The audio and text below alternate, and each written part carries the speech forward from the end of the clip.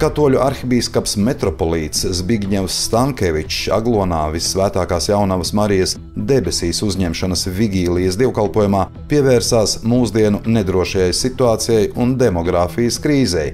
Viņš norādīja arī uz kļūmēm valsts politikā. Arhibīskaps atsaucās uz Eirobarometra šā gada pavasara aptaujas rezultātiem.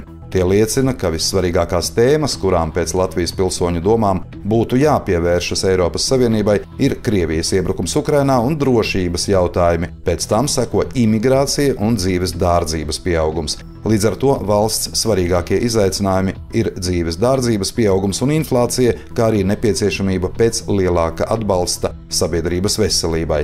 Stankevičs vērtēja, ka Latvijas pilsoņus nomāc nedrošība par nākotni, par šo nedrošību liecinot gan jauniešu pašnāvības, gan bailes uzņemties tādas ilglaicīgas saistības kā laulība, dzīvības tālāk nodošana un ģimenes veidošana. Garīdznieka traktējumā viens no atslēgas vārdiem runājot par ģimeni varētu būt vienkāršība. Vienkārša ģimene, kurā ir tēvs, māte un bērni. Vienkārša, nevis sarežģīta, kurā sajucis sievu vai vīru skaits, kurā vairs nevar saskaitīt, kurš bērns kuram ģimenes salikumam pieder, vai arī kurā vairs nevar atšķirt, kurš ir tēvs un kur ir māte.